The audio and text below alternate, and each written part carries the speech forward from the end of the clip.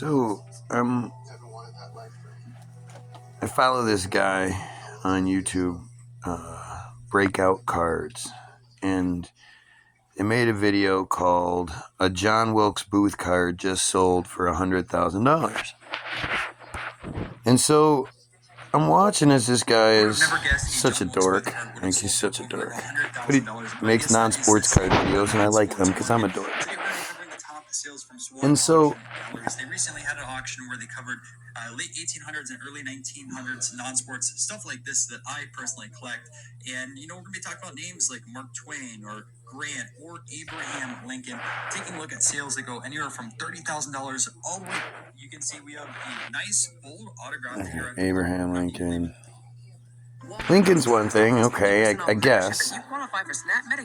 But you start noticing the pattern here after a few. So then we get to the John Wilkes Booth one. There's not many autographs of them out there, especially on a card. So on a card, so John Wilkes Booth, who was killed shortly after he killed Lincoln, supposedly, and wasn't famous before that. He went to this Brady studio and got his picture taken and then signed a bunch of them for posterity. For what? Like, people weren't collecting cards and stuff back then. They had no idea that 100+ years later people would be collecting cards. This is the 1800s. So you have to just assume, like, just people getting around in general. To go to this Brady studio, most of these cards are these Brady cards. There's no way that this card sells for $7,000 to $10,000. It's fine. Now I'm on the card. So you see the same style card. Down here, backgrounds like this.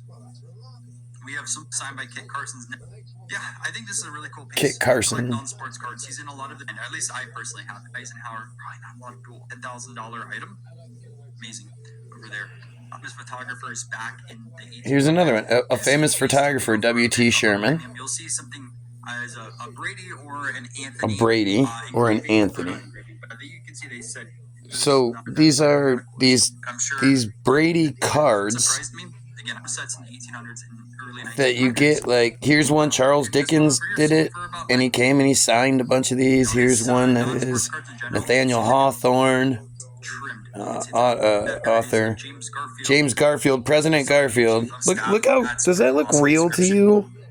Like, when you start thinking about these things being, our history being faker than we think. I mean, does this guy look like some badass general?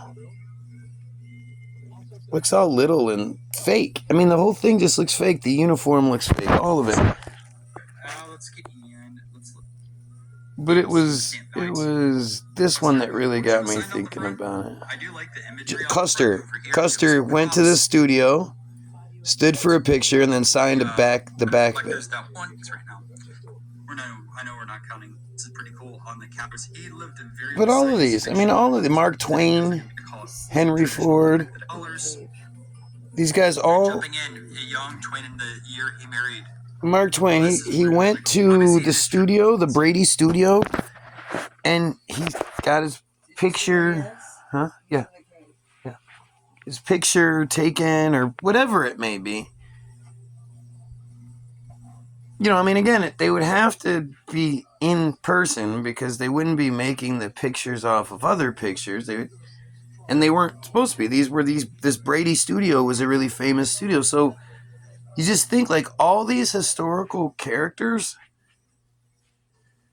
found time in their day to go to this place, pose for their pictures, however long it took to get those pictures made and then cut into cards. Then they came back and they signed a bunch of them, or did they sign the big sheet? Like, how did that work? Where did all these autographs of these famous people get on all these Brady cards?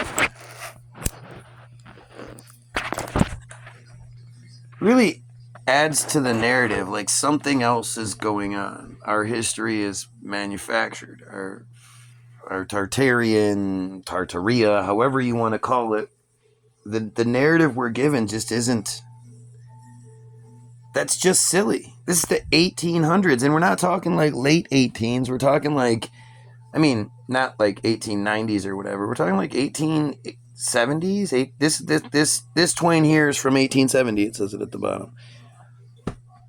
A lot of those are from the 18 like, and there's only a small window here. Remember, photography supposedly just sort of started taking off at this time. Like the oldest pictures are 1840s or so, as they say. Who knows what it actually is? You know, you still have magic lanterns and camera obscuras and all kinds of other stuff that we don't talk about today. But I wasn't expecting this. This was just another one of these things that sort of drops in my lap. And it's weird how once you start seeing things differently, you see things differently. Like, you start questioning the world you live in, you're surprised by how much of the world you live in doesn't make much sense. And this stuff just doesn't make any sense. Anyway, subscribe to this page so I can start going live here, because this is ridiculous. Pedophiles, kill yourself.